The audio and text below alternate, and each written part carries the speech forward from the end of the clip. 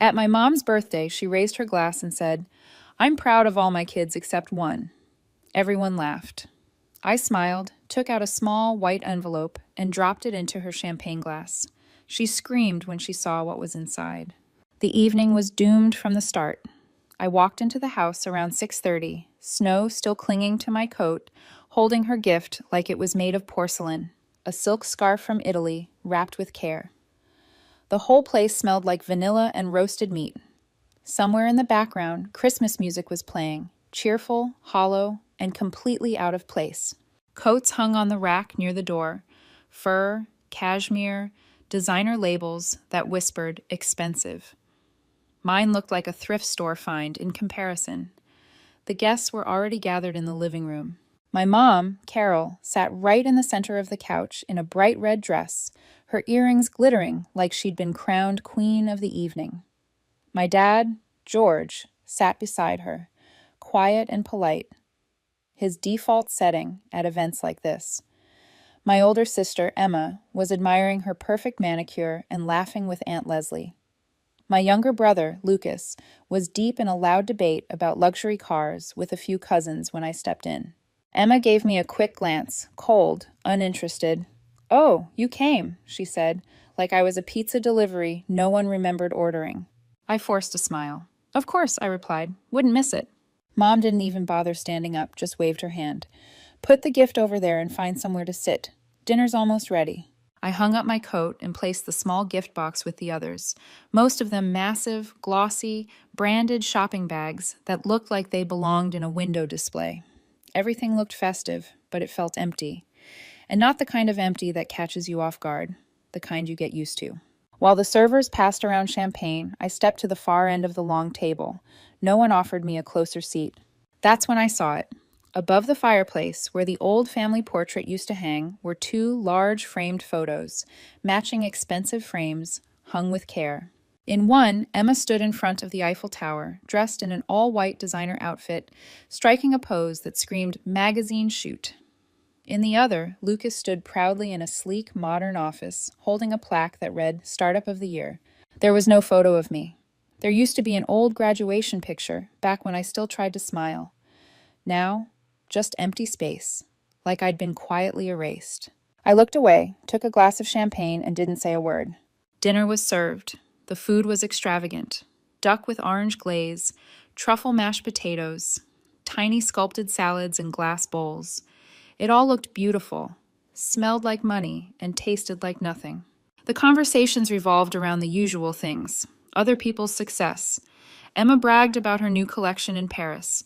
Lucas talked about opening his first coffee shop. Aunt Leslie, bless her, went full fan club. "You have such a talented family," she said. Carol, Mom, beamed like she'd raised royalty. Not a single person asked me a thing. Even Dad, who normally tries to play neutral, just nodded at me when I sat down, then forgot I existed. At one point, I mentioned quietly that I'd just moved into a new apartment. Mom didn't even pretend to care. "Emma, did you tell them about Paris?" she said, cutting me off and passing her another glass of champagne. I looked down at my plate and focused on my fork. In this house, I've always been background noise, furniture, a glitch in their perfect design. By the time the toast started, I already knew how the night would end. Dad, half-hearted, to family, health, Aunt Leslie. To our children's success. Lucas, half-joking, to the burden of being a genius. Laughter. And then Mom stood up. The room quieted, glasses clinked. She adjusted the silk scarf on her shoulder and looked around with pride. "I'm proud of my children," she said loud. "Proud of Emma, our shining star. Proud of Lucas, so bright and kind." She paused for effect. I held my breath. Then she smiled. "I'm proud of all my children except one." Laughter rippled through the room. Nervous, forced, a few stifled chuckles. Dad smiled into his plate. Emma covered her mouth like she was embarrassed. She wasn't. Lucas raised his glass toward me, smirking. I didn't cry, didn't hunch or shrink, but something inside me finally, quietly, clicked shut, like a door that had been waiting years to close. I stood, picked up my purse, and took out the envelope. Walked over to Mom. Her glass was already on the table. She wasn't even looking. I lifted it gently and slid the envelope into the bottom of the flute, a neat little rectangle visible through the glass. Inside was a short note and a link to a shared drive. "What's this?" she frowned. I didn't answer, just gave a small smile and walked toward the door. "Nora!" Aunt Leslie called after me. "Where are you going?"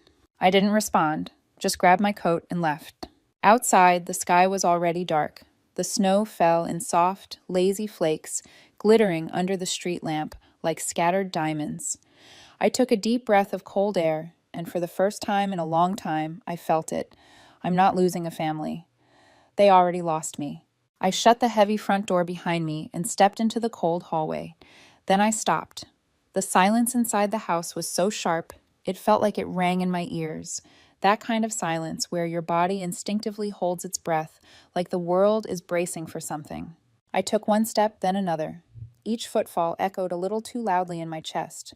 And then, from somewhere deep in the living room, came my mother's scream. Not angry, panicked, high-pitched. I froze, and in that instant, I knew. They opened the envelope. They saw everything.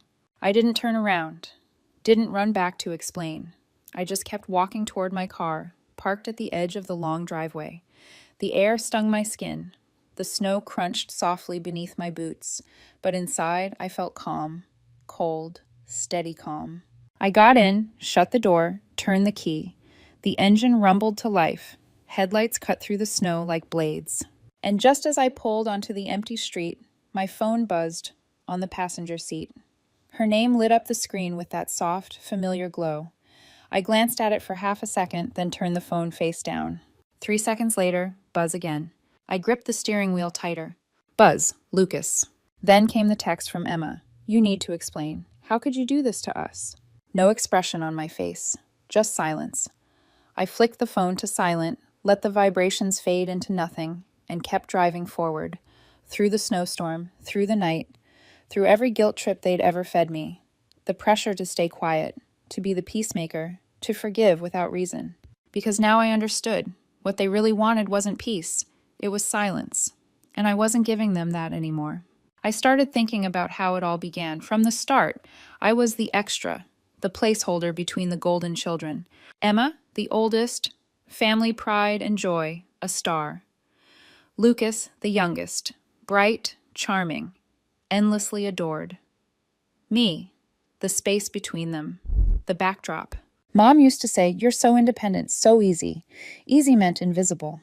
When I won awards, I got a silent nod. When I moved into my first apartment, a smiley face in the family group chat.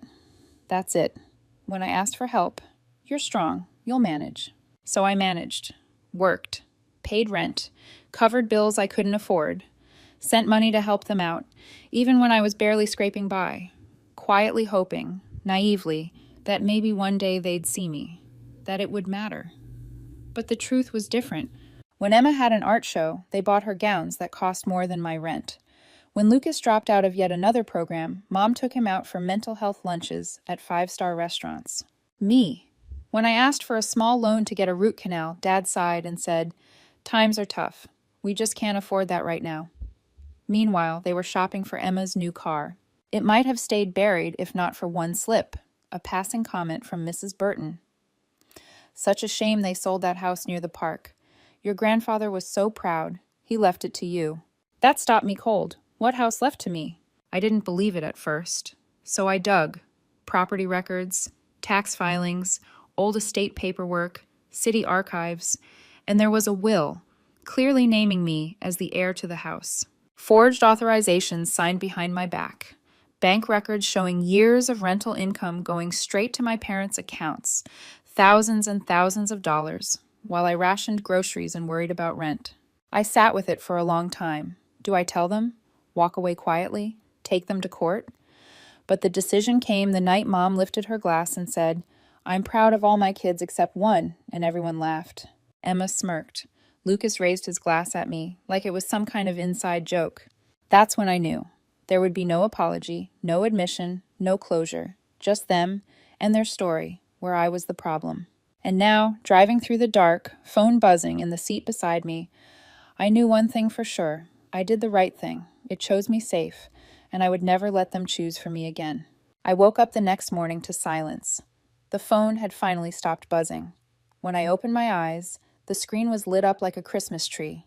53 missed calls, 27 texts, 11 voice messages. Emma, Lucas, even Aunt Karen, who I hadn't heard from in 10 years, suddenly remembered I existed. I scrolled through the messages with one finger. Some were desperate.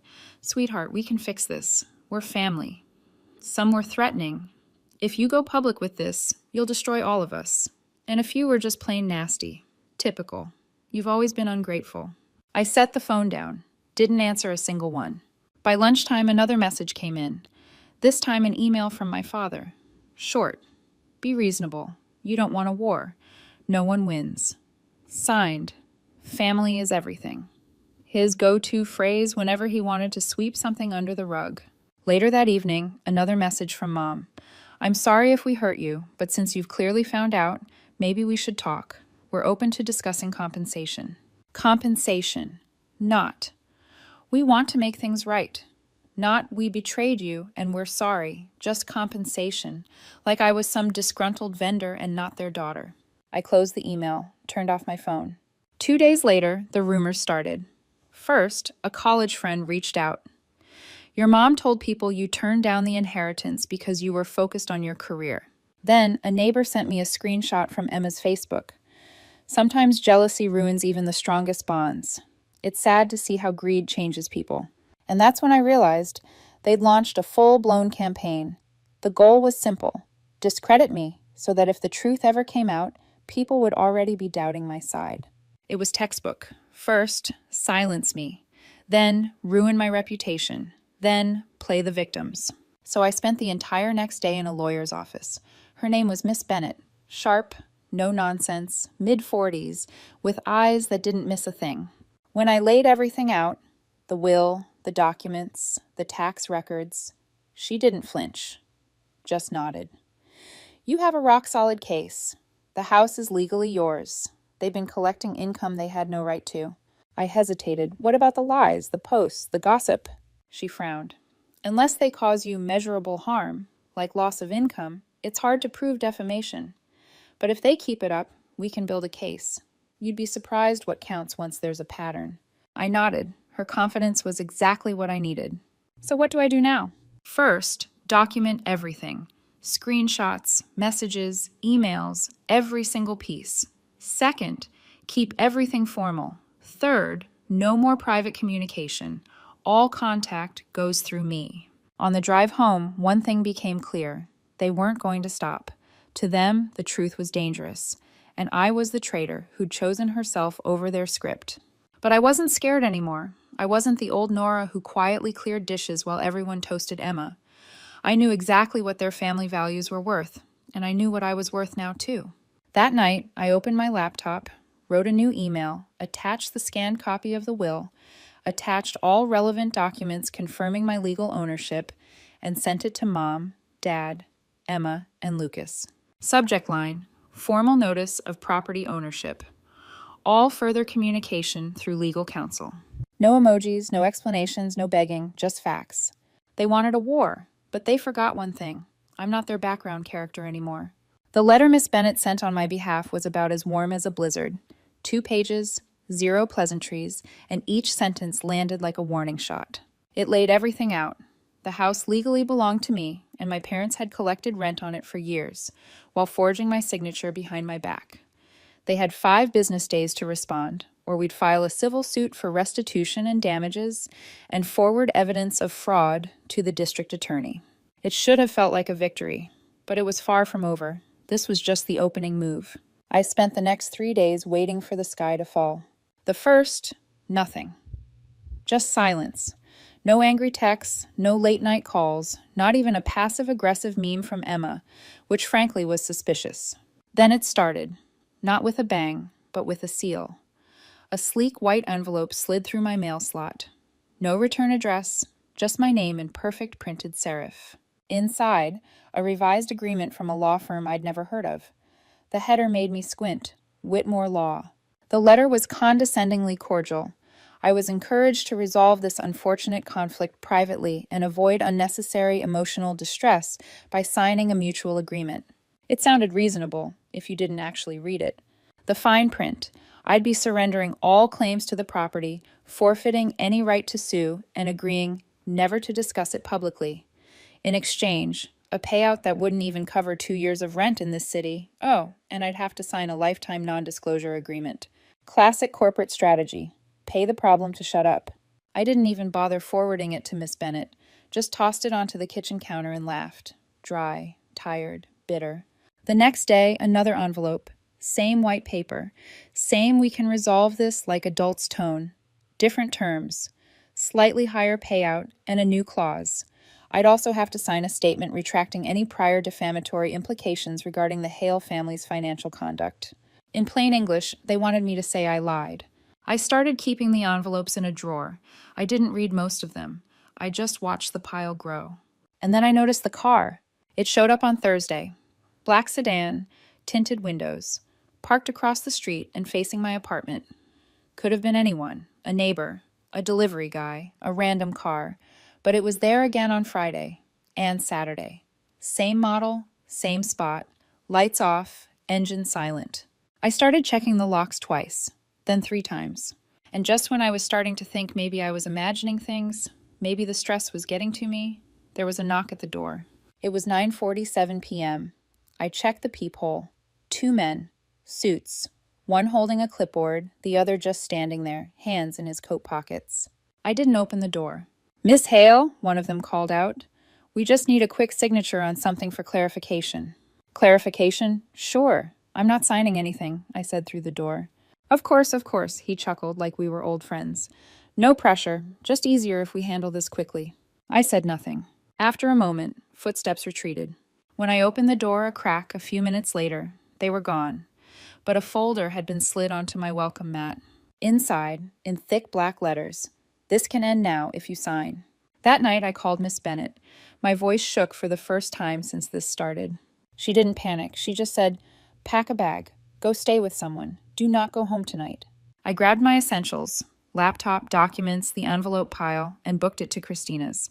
Her apartment was barely bigger than my old dorm room. The couch had a sinkhole in the middle, and her dog immediately took over my blanket. It was the safest I'd felt in weeks. I broke down for a full minute. No words, just that silent, gut-deep kind of crying that doesn't need sound to hurt. "They're acting like I'm dangerous," I finally said, voice barely above a whisper. "Like I'm a threat." Christina didn't miss a beat. "No, they're acting like you have power. That's new for them." She made tea. I couldn't drink it, but I held the mug just to feel something warm. 2 days later, while I was still camped on her couch, Miss Bennet called, with a different tone, tighter, sharper. "I found something," she said.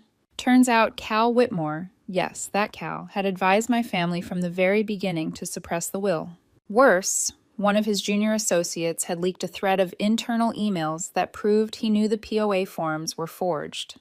Cal didn't just take on the case. He orchestrated the whole campaign. Miss Bennet filed a complaint with the state bar before lunch. By dinner, we'd forwarded the new documents to the district attorney's office. And just like that, the air changed. Suddenly, the silence wasn't mine. It was theirs. No more letters, no more cars. Nora Hale had stopped playing defense. We didn't announce anything publicly. No posts, no leaks, no threats. We just prepared for trial. And that's when they made one last attempt to buy me off. Another envelope, this one delivered by courier. Inside, a 6-figure offer, a pre-written apology, and a full release clause. All I had to do was sign and pretend none of it ever happened. I stared at the paper for a long time, thought about the years I spent scraping by, while they collected rent off a property I didn't know I still owned.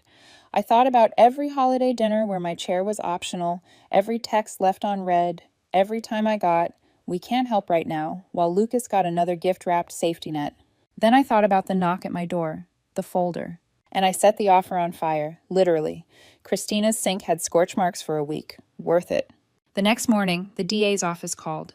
"We're moving forward with criminal charges," the woman said. "Forgery, fraud, possibly identity theft. We'll need you to confirm some signatures in court." I said yes. I didn't even flinch. They say courtrooms are where the truth comes out. That's generous.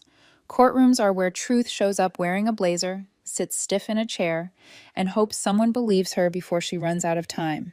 Here's section 4 of the rewritten story with punctuation added, continuing exactly where we left off. The day of the trial, I wore navy. Not black, too grim, not gray, too apologetic. Navy said, "I'm not here to mourn, I'm here to be heard." Cal Whitmore was already at the plaintiff's table when I walked in. Expensive haircut, gold watch, perfectly folded pocket square, like he was auditioning for a legal drama where no one ever loses. He didn't look at me. Mom did, just briefly. She was sitting beside Dad, who looked like he hadn't slept in a week. Emma wasn't there. Lucas was. His expression said, "I didn't sign up for this," which was funny, considering he actually had signed things illegally. I sat beside Miss Bennett, who passed me a folder and whispered, "Stay calm. Let the evidence speak first." She had a highlighter behind one ear and a gleam in her eye that made me feel like maybe, just maybe, I wasn't alone in this. The opening statements were polite knives. Cal stood and painted me as a once estranged family member, suddenly interested in her late grandfather's estate, a woman possibly confused by grief and motivated by spite. I didn't flinch. I just thought, he's good, not truthful, but good. Then Miss Bennett stood. She didn't raise her voice, didn't pace. She just let the facts land one by one, the will clearly naming me as the sole heir to the property, the forged power of attorney documents, years of rent flowing into accounts I didn't know existed, the sudden smear campaign once I questioned it. She ended with, "This isn't about family tension, it's about theft," and sat down. Testimonies followed. The handwriting expert explained how my signature had been digitally copied and pasted onto rental agreements. Then came the surprise. Mrs. Burton. Yes, that Mrs. Burton. The chatty neighbor whose slip-up started this whole thing. She testified that my grandfather had often talked about the house being for Nora. Not for the kids, not for the family, for me. She even brought a Christmas card from him, addressed to me, with the line, "Hope this house brings you peace one day." Cal tried to shake her. "Isn't it possible you misunderstood?" Mrs. Burton smiled. "I misunderstand a lot of things at my age, sir. That wasn't one of them." There was a beat of silence. Even the stenographer looked impressed. When it was my turn to speak, I kept it simple. I told them I hadn't known the house was still in my name, that I'd spent years believing it had been sold, that I'd worked, struggled, and stayed quiet until I couldn't anymore. I didn't cry. I didn't yell. I just told the truth, like it was math. The judge took a recess, and when he came back, he looked tired but resolute. The court finds in favor of the plaintiff, Nora Hale. Full ownership of the property is restored to her. The defendants are ordered to repay all rental income collected over the past 3 years, with interest. Attorney fees to be paid by the defendants. I didn't smile, not yet. I just let it wash over me, like a storm finally breaking after years of waiting for thunder. Cal asked to speak privately. Denied. Dad muttered something. I didn't hear it. Lucas looked at the floor like it owed him something. But Miss Bennett turned to me and said quietly, "This isn't over, but it's yours now." 2 weeks later, the DA filed criminal charges. Dad, forgery, real estate fraud, and identity theft. Emma wasn't charged, but a formal defamation complaint was accepted. And Cal Whitmore? Turns out encouraging clients to suppress a valid will and falsify POA documents isn't great for your license. His name popped up in a bar ethics review.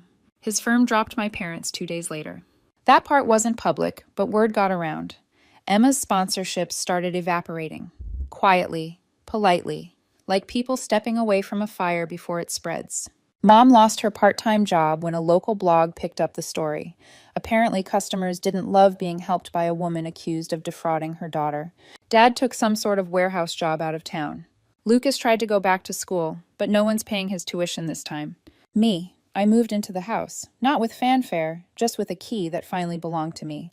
The mailbox now reads Nora Hale. One evening, I hung a photo on the hallway wall. It's not dramatic, just a candid someone took years ago.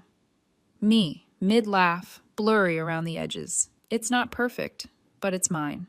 Michael helped hang it. He didn't ask about the court. He just made sure it was straight, kissed my shoulder, and said, "Want help with the garden next weekend?" There's a ring in his pocket. I know it. He knows I know it. We're not rushing. Christina visits often. She brings pie that always burns a little. Sam drinks juice from a cereal bowl because he forgets glasses exist. Laura brings her dog, who's somehow gotten bolder about stealing food. It's chaotic, loud, beautiful. It's family, the kind that doesn't ask you to shrink. Sometimes people ask if I regret not settling, not just taking the money and walking away. And I always say no, because the truth wasn't for them, it was for me. They lost their daughter long before the courtroom. I just made it official. So, what do you think? Did I do the right thing? Was I justified in taking it to court, or should I have just let it go for the sake of family? I'm still figuring out how to feel about all of it. But one thing I know for sure, silence protects the wrong people. You made it this far. Thank you, seriously. And if you want more stories like this, don't forget to hit subscribe.